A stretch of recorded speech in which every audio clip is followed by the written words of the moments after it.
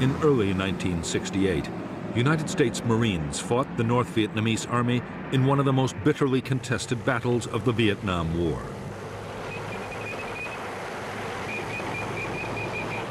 For 77 days, 20,000 NVA troops laid siege to the Marine combat base at Khe Sanh.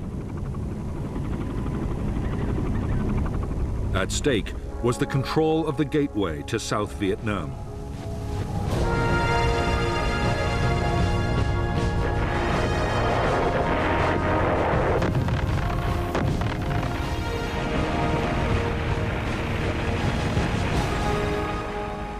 The siege of Khe Sanh was the longest single battle of the Vietnam War.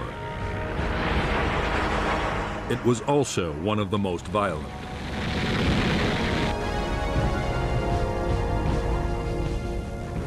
There were savage artillery duels, mass infantry assaults, and fierce hand-to-hand combat.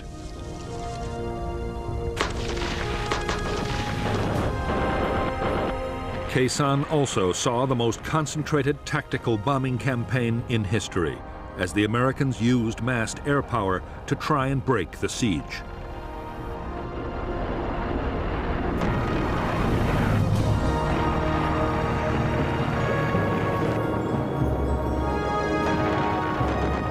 The North Vietnamese meant their attack on Khe Sanh to deliver an historic victory that would destroy the will of the United States to carry on the war.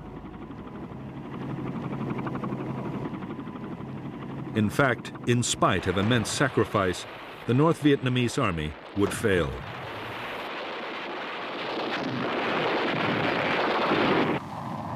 After Khe Sanh, the NVA would never again take on the Americans in a set-piece battle.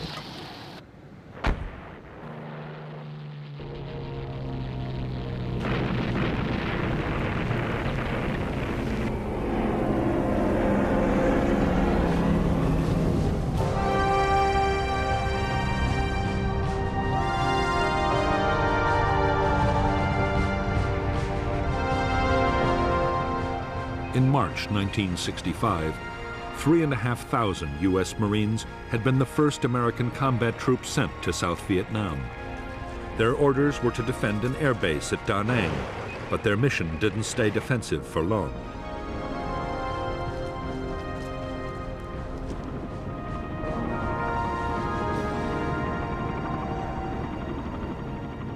In spite of years of U.S. backing, South Vietnam was close to losing its war against communist Viet Cong guerrillas.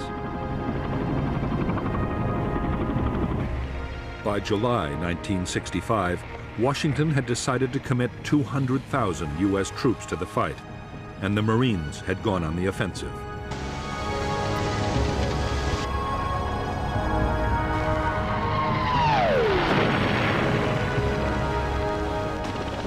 American commanders saw their role as taking on the Viet Cong's big units, the battalions and regiments.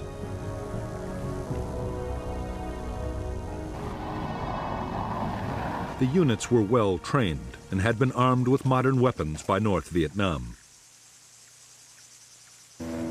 Increasingly, the NLF's war was controlled from the north, and North Vietnam had already begun to send its own troops to fight alongside the guerrillas.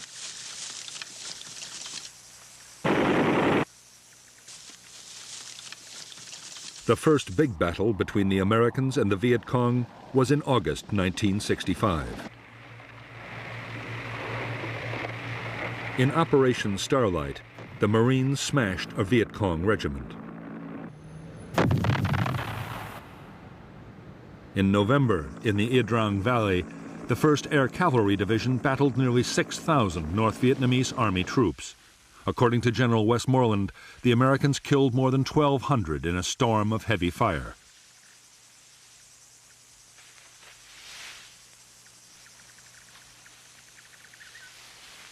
American commanders were buoyed up by their apparent success on the battlefield.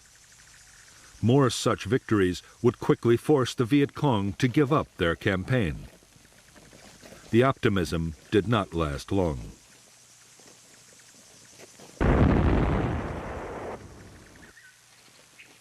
By the close of 1965, the Americans were finding it impossible to make the Viet Cong fight pitched battles. Meantime, U.S. casualties were rising fast from ambushes, booby traps, and surprise attacks.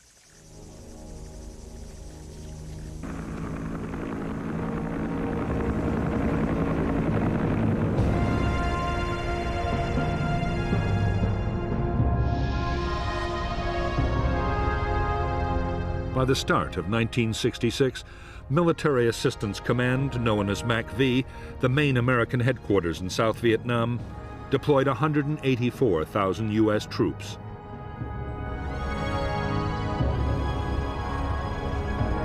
Army units were concentrated in the Saigon area, in a strip along the central coast, and in the Central Highlands.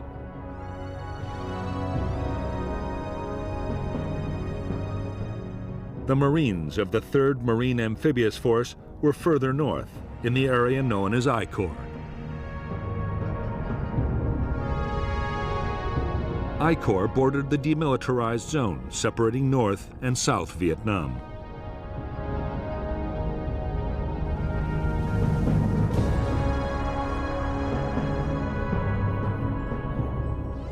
The Marines now had 3 main bases in I Corps: at Da Nang, Chu Lai, and Phu Bai, while the South Vietnamese Army had headquarters at Hue and Quang Ngai.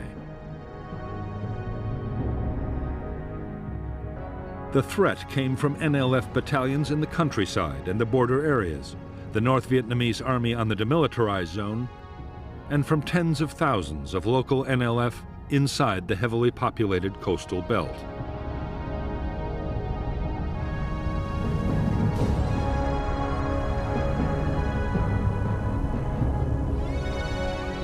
To the NLF, the coastal villages were a priceless asset.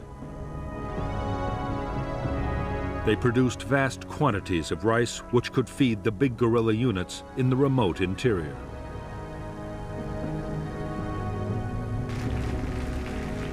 They also produced large numbers of recruits.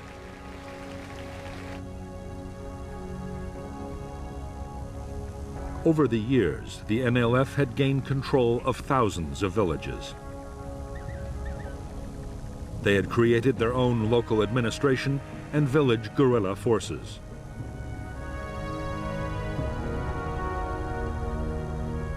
The villages also played host to the big units as they passed through on operations.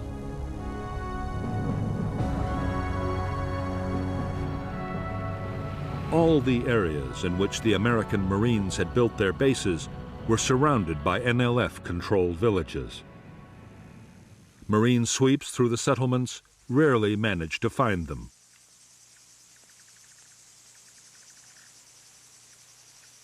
Viet Cong tactics were to pull out the main guerrilla forces and officials, leaving only snipers and booby traps behind.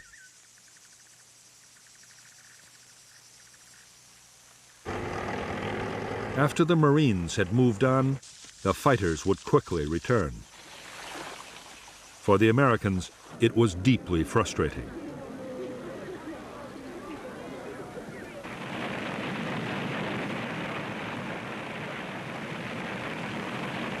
The Marines were forced to think again about how they could fight this new and unsettling kind of war.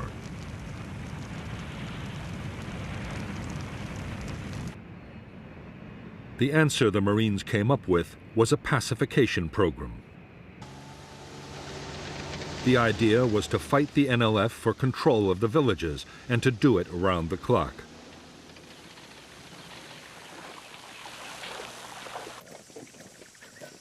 Squad and company-sized units patrolled vigorously and mounted constant ambushes.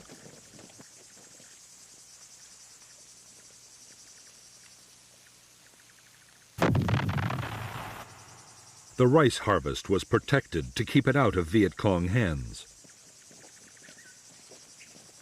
In areas that stayed hostile, whole villages were moved by force to districts already pacified.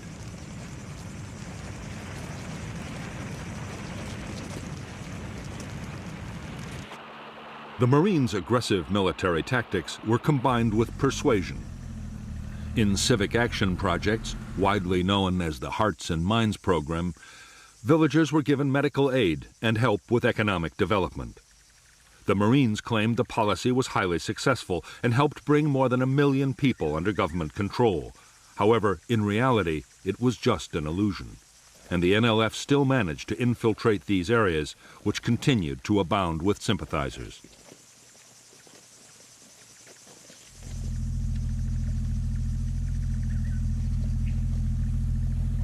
The change came in mid-1966. General Westmoreland, the commander of U.S. forces in South Vietnam, had never agreed with the Marines' methods. He believed that controlling villages was a waste of highly trained and heavily armed troops. Westmoreland argued that the Marines should instead be used to pursue the enemy's big units in the remote interior.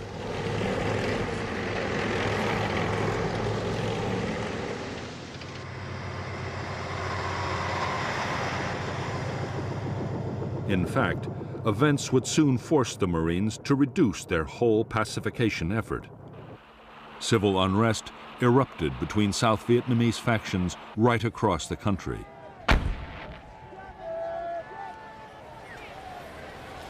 The North saw its opportunity and assembled thousands of troops poised to cross into the South. It was a threat the Marines could not ignore.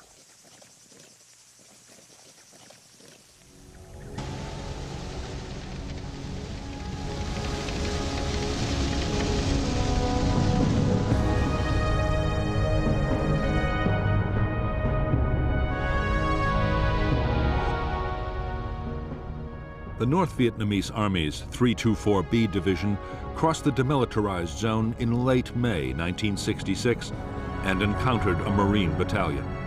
The NVA held their ground, and the largest battle of the war to date broke out near Dong Ha. General Walt moved most of the 3rd Marine Division north, 5,000 men in 5 battalions.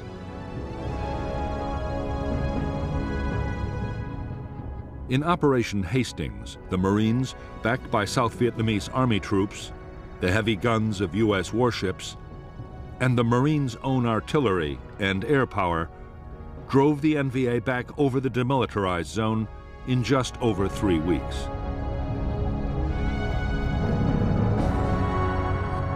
Because the Marines were forbidden to cross the demilitarized zone into North Vietnam, the 324B Division, along with elements of 2 more divisions, were able to regroup and return to the south almost at once.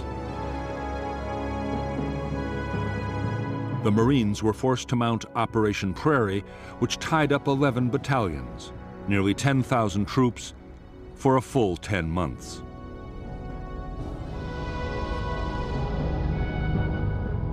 To support the operations, they and Special Forces units built a string of combat bases stretching from Jiolin in the east to Khe Sanh in the west.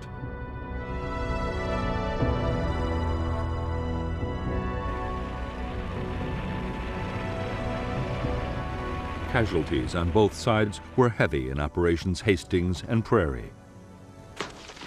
Although over 300 Americans were dead and nearly 1,500 wounded, it was a victory for the Americans.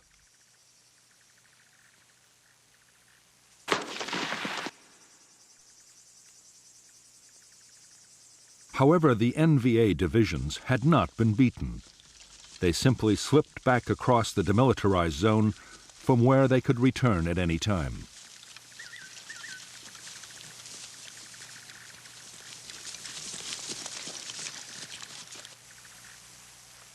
The Marines now had little choice but to keep strong forces in the area. As the Americans had expected, in the first months of 1967, North Vietnamese Army units once more began infiltrating into the south.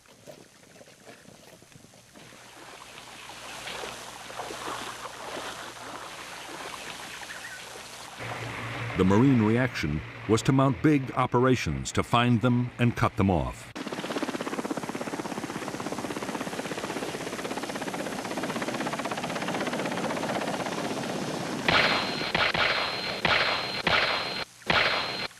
Both sides were determined to control the hilltops dominating the valley trails. The bloodiest battles of all were those fought for the hills surrounding the Marine combat base at Khe Sanh. These were 881 North and South and Hill 861, thus named for their height in feet.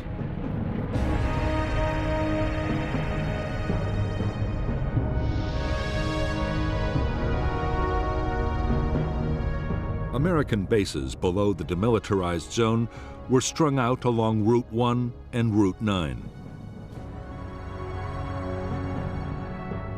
The command center was Dong Ha, while Camp Carroll and the Rock Pile were artillery bases with long-range heavy guns. On the western end of Route 9, Long Vei, a special forces camp, and the Marine base at Khe Sanh were particularly important. They dominated North Vietnamese infiltration routes into the south from the demilitarized zone and from Laos.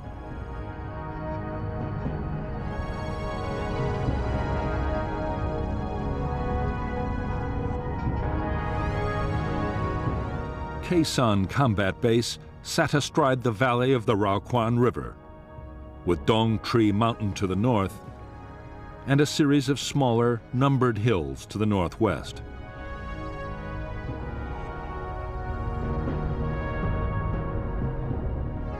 In April 1967, elements of the NVA 325C Division moved onto Hills 881 North and South and Hill 861 and stormed a signal relay station atop Hill 950.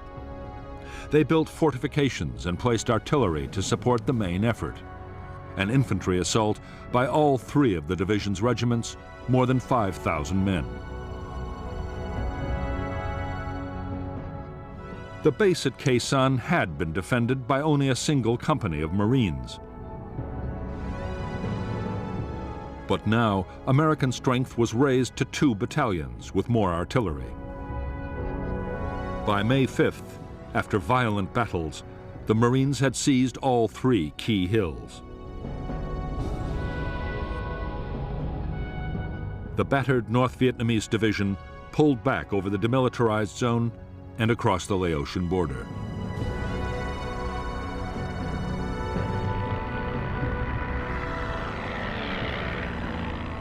After the hill fights at Khe Sanh, the war on the demilitarized zone shifted to the eastern sector.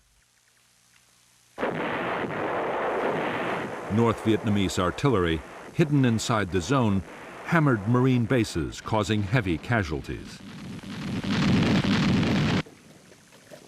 30,000 NVA troops tried to infiltrate past the American outposts.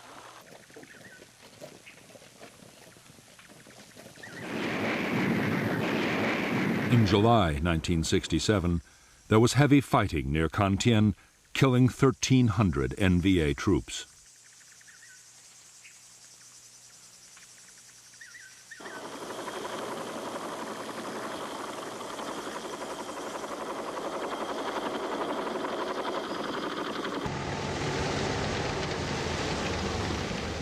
During the last months of 1967, the Marines launched one operation after another to try and intercept infiltrating NVA forces. It was no easy task. The terrain was rough. There were never enough helicopters, and poor weather often shut down air operations. Meanwhile, powerful NVA units were once again massing in the hills and forests around the Khe Sanh combat base.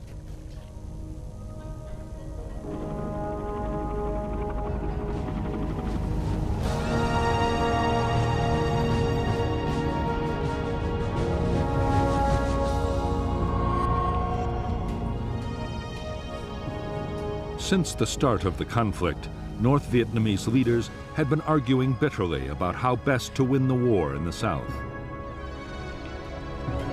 The president, Ho Chi Minh, was by now aging and in poor health, but he still had enormous influence.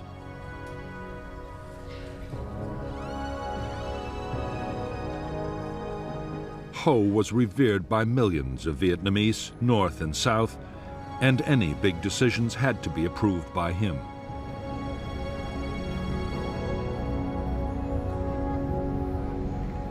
For the last 2 years, Ho had supported a cautious approach to fighting the war.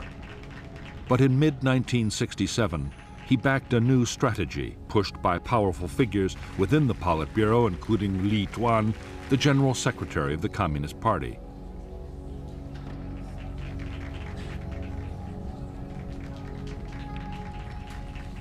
The plan was to mount an all-out offensive against the cities and towns of the South.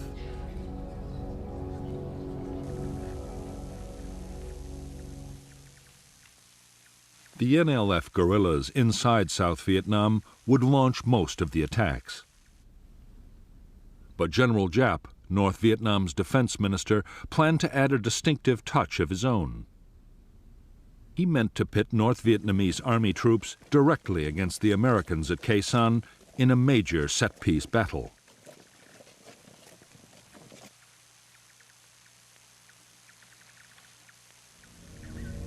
He would even direct the attacking forces himself.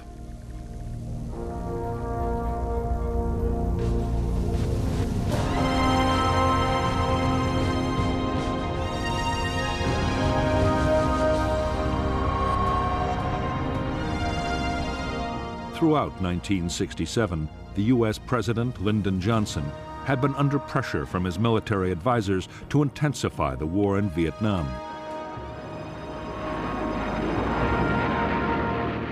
The Joint Chiefs of Staff wanted the president to ease the many restrictions on the bombing campaign against the North.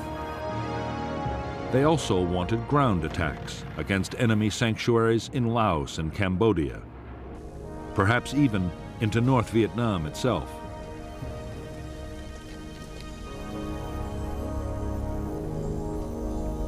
Without such measures, they could see no prospect of victory soon.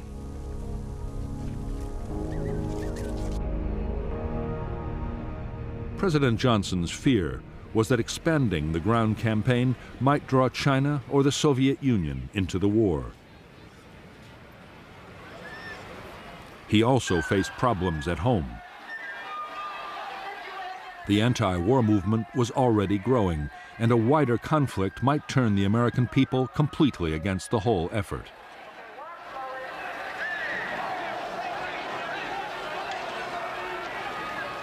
The last thing the president wanted to hear was that the communists were preparing for a major offensive. But General Westmoreland, the commander of U.S. forces in Vietnam, was warning that a large-scale attack might be on the way. Westmoreland believed that the North Vietnamese army was preparing a big push into the South, and that its first target might be the Marine combat base at Khe Sanh.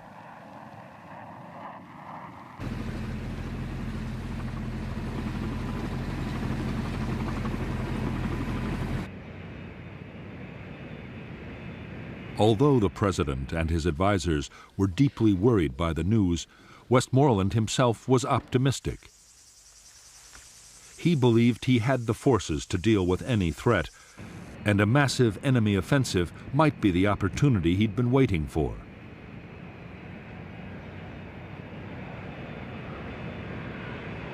If the North Vietnamese army came out into the open to fight pitched battles, there was a real chance of a decisive American victory.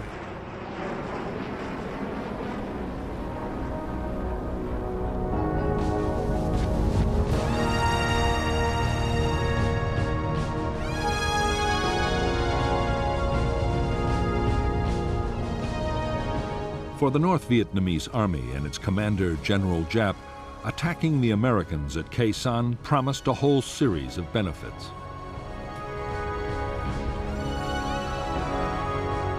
The buildup would draw American attention away from the southern cities, the main targets of the Tet Offensive.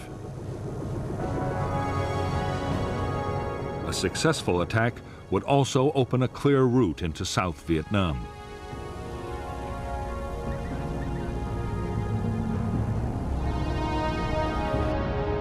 A victory at Khe Sanh might also bring another, even more valuable prize: The U.S. Marines defending the base were an elite force, and crushing them might damage American morale beyond repair. In 1954, 13 years previously, General Giap had inflicted just such a defeat on French colonial forces at Dien Bien Phu.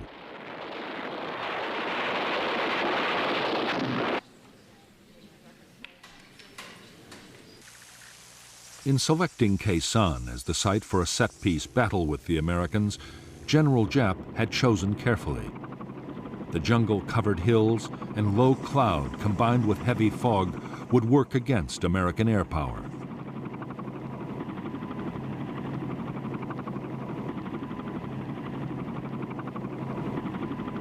And while his own troops were close to supplies and reinforcements, the Americans could be cut off from any outside help.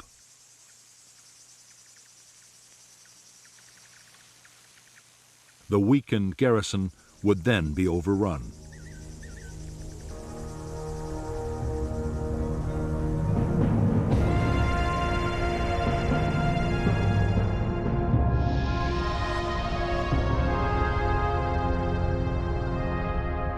From March 1967, the Americans had succeeded in sending heavily armed convoys down Route 9 to Khe Sanh. However, in July, an attempt to get long-range artillery to the combat base was blocked by North Vietnamese ambushes.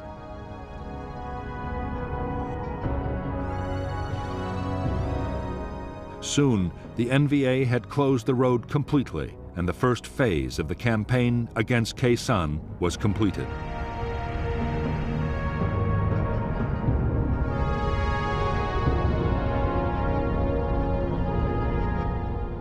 The next stage in the North Vietnamese plan was to deploy infantry north and west of Khe Sanh.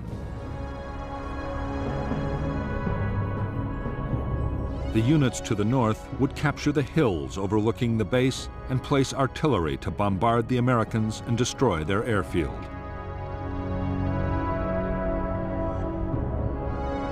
They would also mount ground attacks to create a diversion. The western units would capture Long Vei Special Forces Camp and Khe Sanh Village, and then mount a massive assault to take the Marine combat base from the south.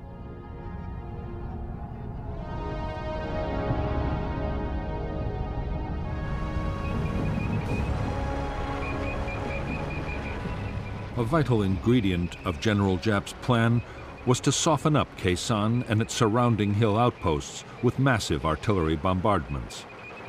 It was vital to prevent American aircraft from finding and destroying the guns, mortars, and rocket batteries before the attack.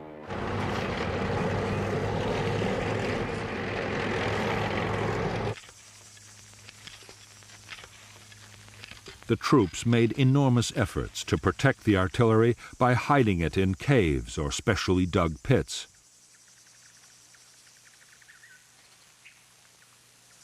They sighted huge numbers of anti-aircraft guns to drive away inquisitive reconnaissance planes, while everything was hidden by elaborate camouflage.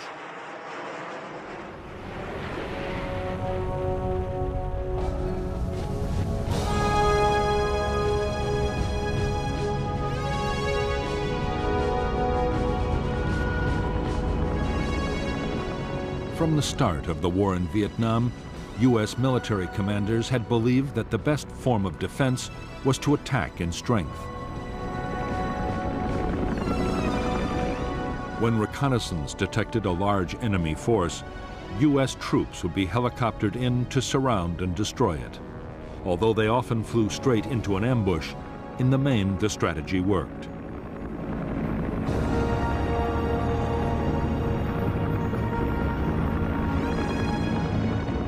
The problem with the American tactics was that they needed ever-increasing numbers of troops and helicopters.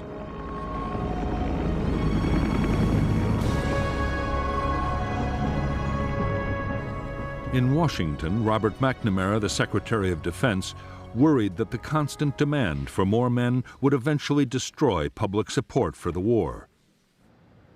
Throughout 1967, McNamara had pushed for a strategy that would reduce the need for manpower. One proposal in particular McNamara adopted enthusiastically. The idea was to clear a line along the demilitarized zone and build an electronic barrier to stop enemy infiltration from north to south. The plan, called the Strong Point Obstacle System, was expected to cost $1 billion. To U.S. troops on the ground, it made no sense. They christened it McNamara's Line.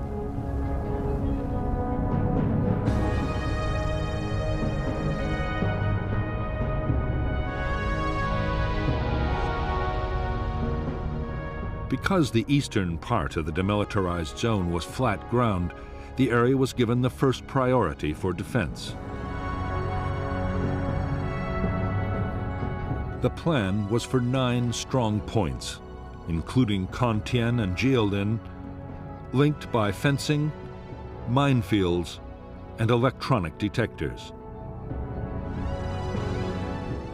West to Khe Sanh, U.S. bases would act as anchors for short strips of line, blocking all the likely approaches. Artillery would cover the whole area.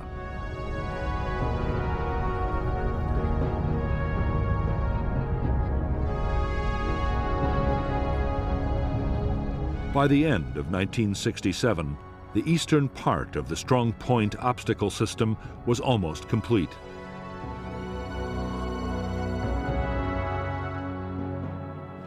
American planners hoped the new defense would at least channel the North Vietnamese into the more difficult hilly terrain guarded by the rock pile and Khe Sanh.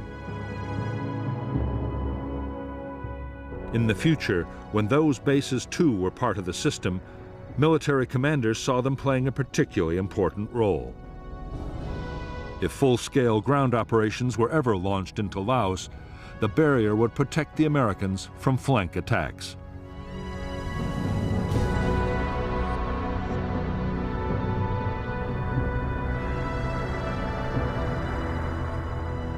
The Strong Point Obstacle System was deeply unwelcome to U.S. commanders in the area. Building just the eastern part imposed a heavy burden on the Marines. The line was soaking up vast amounts of material and manpower, restricting offensive operations. Worst of all, the construction work and the transport supplying it were sitting targets for North Vietnamese gunners.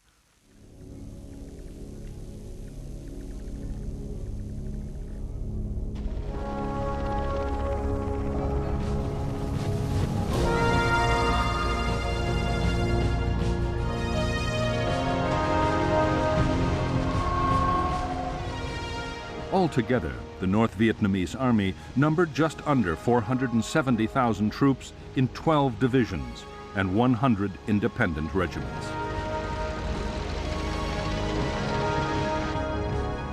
There was also a small navy for coastal patrol and an air force to defend against American bombing raids, together with an air defense missile force.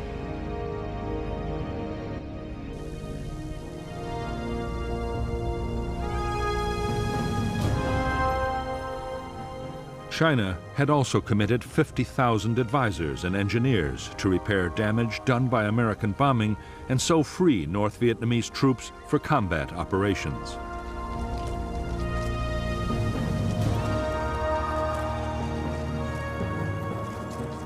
By now, the NVA had taken over all military activity in the northernmost parts of South Vietnam, and 102,000 NVA troops were available to fight in the south. All the same, the planned Tet Offensive was not meant to depend heavily on the Northern Army. The southern guerrillas, the Viet Cong, would do most of the fighting, and just over a quarter of NVA units in the south were to be committed to Tet.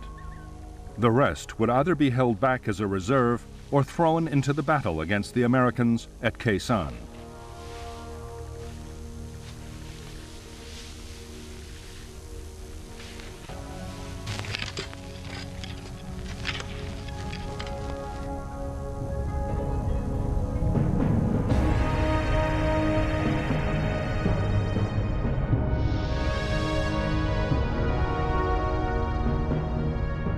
By the start of 1968, the North Vietnamese Army had more than 40,000 men positioned near the border with South Vietnam. One division was to launch attacks down the east coast to take Da Nang and other important centers. 4 divisions and 2 regiments were massed for the assault on Khe Sanh and for follow-up operations to seize the northern provinces.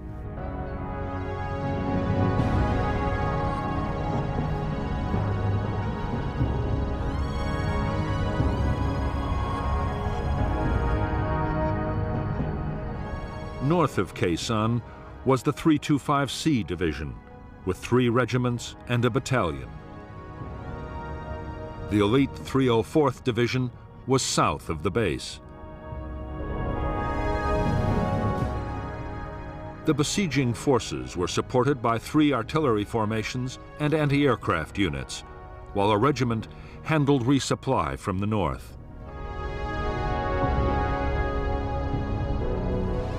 Further east, another division was placed to threaten the American artillery base at the rock pile, to keep Route 9 cut, and to act as reinforcements.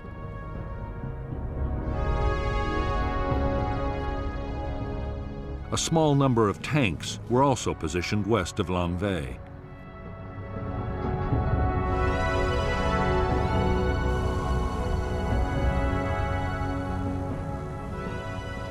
If the battle for Khe Sanh was to end in victory, General Giap and his planners knew that an uninterrupted flow of supplies would be the key.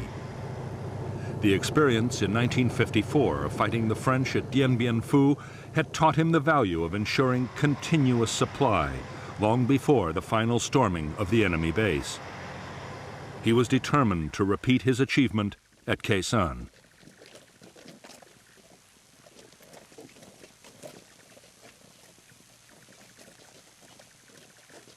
To get ammunition, food, and materials to the forces attacking Khe Sanh, Giap ordered the building of 2 new roads.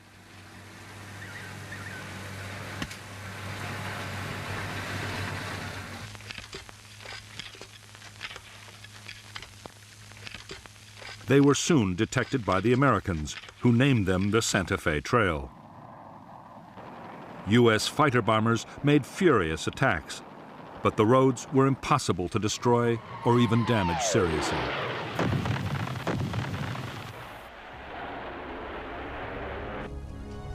The Santa Fe Trail was heavily camouflaged and fully equipped with bunkers, storage depots, and way stations. The roads were protected by heavy anti-aircraft cover. Already, supplies had been built up near Khe Sanh for between 60 and 90 days of sustained combat.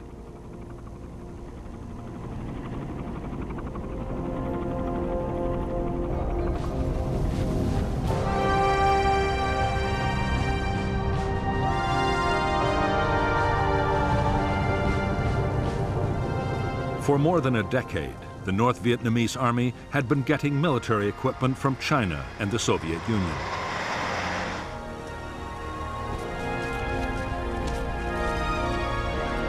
The best NVA divisions were extremely well armed. The rugged and effective AK-47 assault rifle was perfect for the harsh battlefield conditions of Vietnam.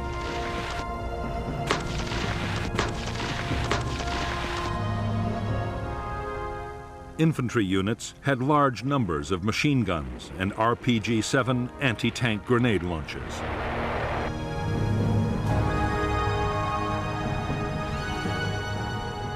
The main defense against American air power for the troops around Khe Sanh was the Soviet K-38 heavy machine gun.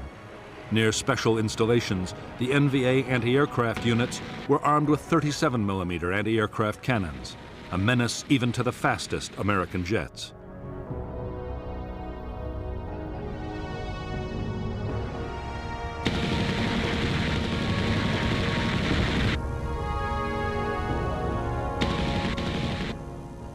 The heavy artillery which NVA gunners would use to try and overwhelm the defenses of the Khe Sanh base was also Soviet and Chinese. The 130mm field gun had a range of 19 miles, further than any comparable American gun. U.S. troops rated it the best all-round artillery piece on the Vietnam battlefield.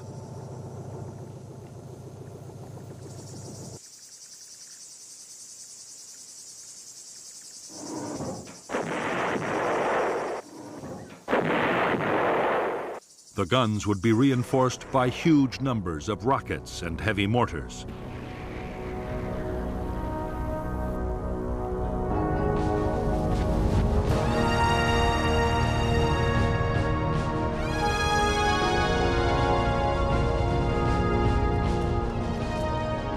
The troops of the North Vietnamese Army were recognized even by their American enemies as first-class soldiers. They were extremely well-trained and disciplined.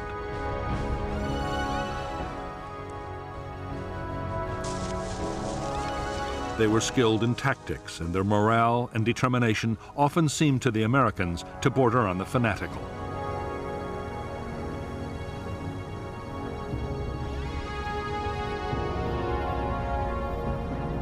In fact, during 1967, as losses soared, North Vietnamese Army morale had slumped badly. Desertion threatened to become a real problem. The grueling trek from home bases to distant Khe Sanh had also taken its toll.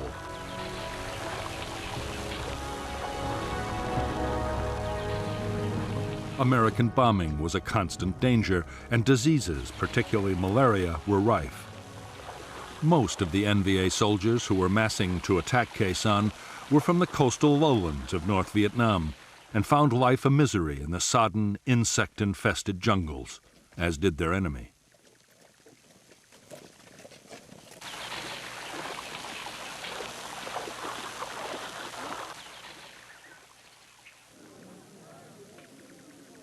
In preparation for the Khe Sanh battle, NVA commanders went to enormous lengths to restore their troops' morale. Cultural groups were sent on the long and arduous journey to the front to entertain the troops.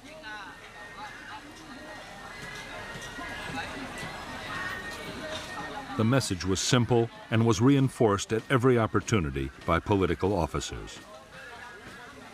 The coming campaign would deliver the victory they had hoped for so many years.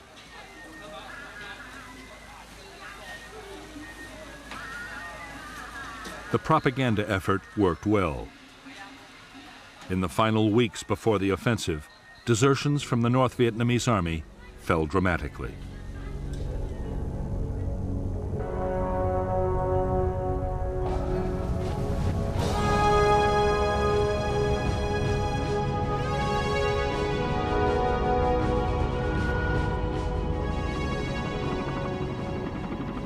In late 1967, 73,000 of the almost 500,000 American troops in South Vietnam were United States Marines.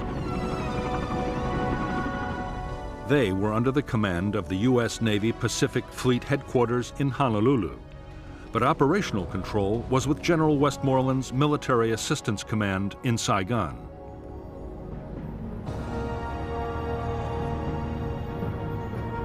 From the start, the independent status of the Marines had led to friction. Often they were accused by the Army and the Air Force of fighting their own private war.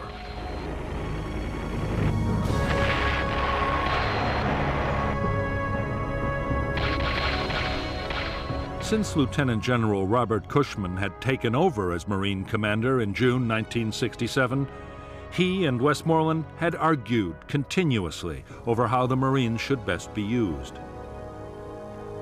The latest issue was the McNamara Line.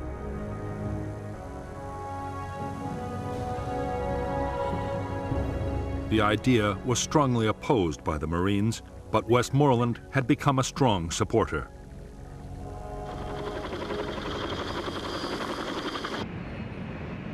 There was also a major disagreement brewing over who should control Marine air power. On the eve of a major battle, inter-service rivalry was threatening to grow into a serious problem.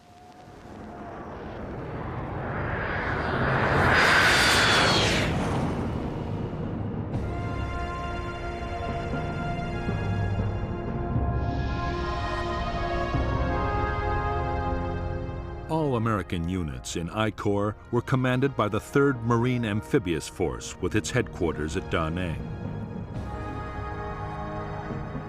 The force controlled the 1st and 3rd Marine Divisions and elements of the 5th, along with the 23rd Army Division, 2 Army brigades, and a squadron of armored cavalry.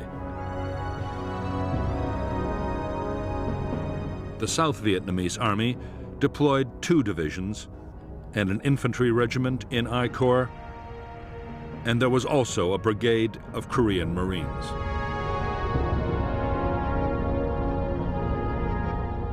Air support for operations in I Corps was provided by a U.S. Air Force Tactical Fighter Wing, the 1st Marine Air Wing, and a South Vietnamese Air Force Squadron.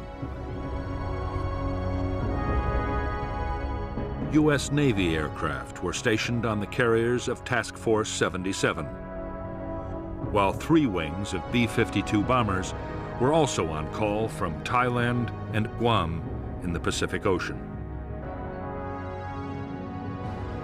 Air supply was carried out by Marine and Air Force transport and helicopter squadrons.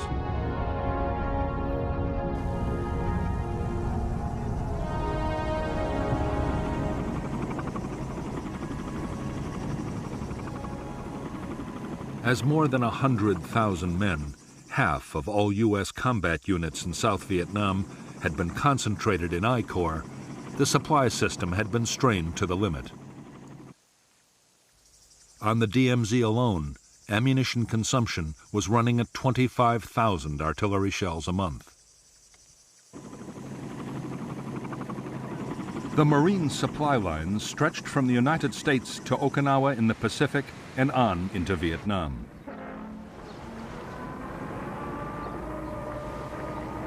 The U.S. forces required 21,000 tons of food, ammunition, fuel, and general supplies daily. As a result, there was a constant stream of ships and air freight into Da Nang.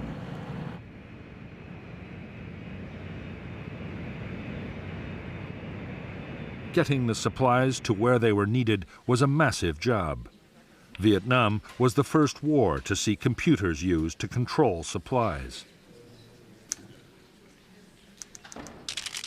The requisitioning system handled over 80,000 different items, from boots for the men to spares for helicopters.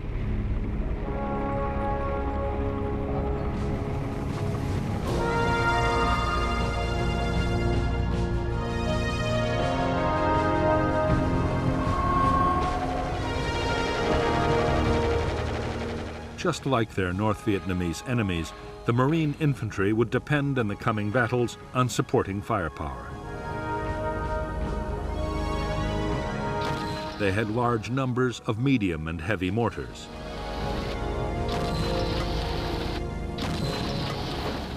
The Marines would also make good use of 106mm recoilless rifles. The M40 had been designed as an anti-tank weapon, but it was also highly effective against bunkers and trenches.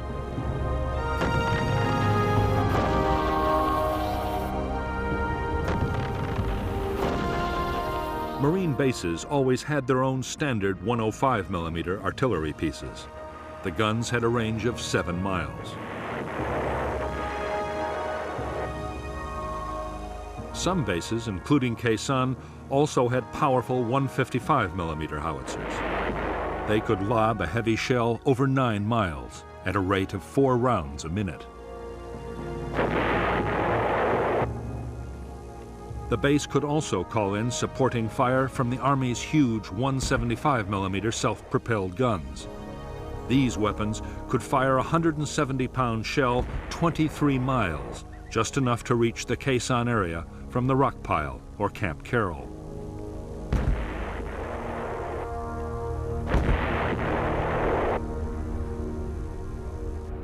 Support from aircraft was much less reliable than artillery. Air operations could be shut down completely by bad weather. But in the right conditions, fighter bombers could bring devastating firepower to the battlefield. A-4 Skyhawks, operating from carriers in the Tonkin Gulf or from marine airfields, could be over the Khe Sanh area in less than 30 minutes with 1.5 tons of bombs.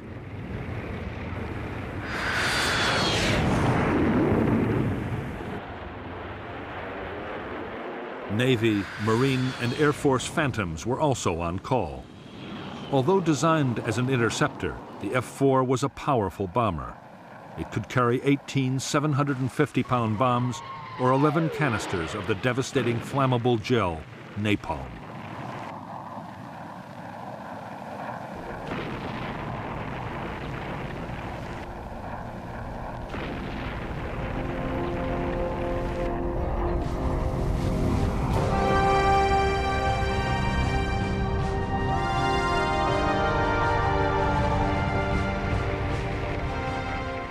As an elite formation which could attract recruits of the highest quality, the United States Marines had for years been an all-volunteer force. Vietnam had forced a change.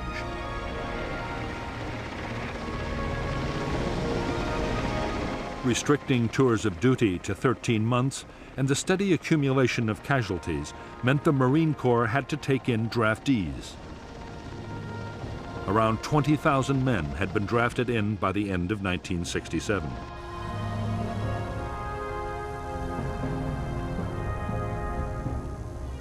Basic training had been cut too, down from 12 to 8 weeks. There was also a severe shortage of skilled personnel, particularly helicopter pilots.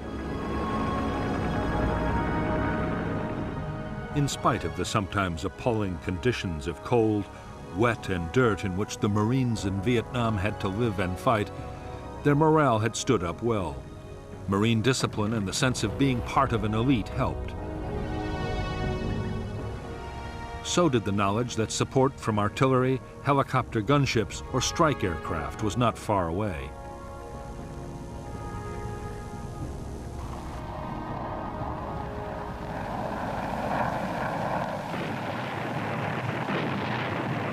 But nothing helped the morale of the men as much as the superb medical evacuation and treatment system. After emergency treatment by a medic on the spot, a wounded man could expect to be picked up by medevac helicopter in less than half an hour.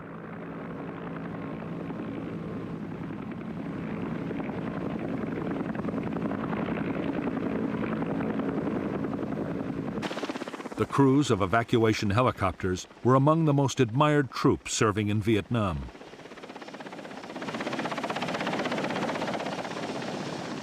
The pilots would go to extraordinary lengths to get wounded men away, even under heavy fire.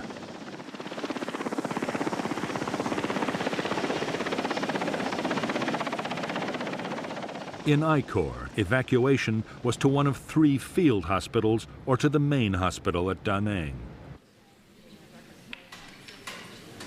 There were also 2 fully equipped Navy hospital ships, each with more than 500 beds. So effective was the Marine medevac system that 99% of evacuated Marines survived their wounds.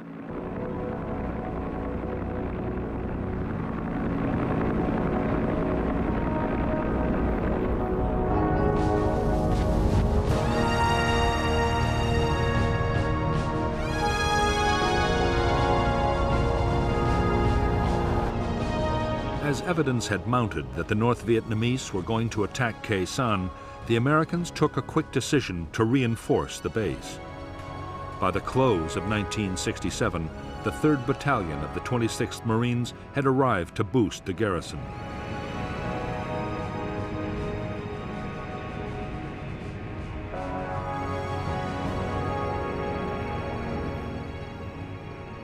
New bunkers, quarters, and perimeter defenses had to be built fast. Building materials that were meant for the McNamara Line were quickly diverted to Khe Sanh. Only days after the new Marine unit had arrived at Khe Sanh, it launched a major search and destroy operation towards the border with Laos. The Marines discovered North Vietnamese weapons caches and fresh trails. but not a single enemy soldier opened fire. Unknown to the Americans, the 30,000 NVA troops all around were under strict orders to avoid all contact.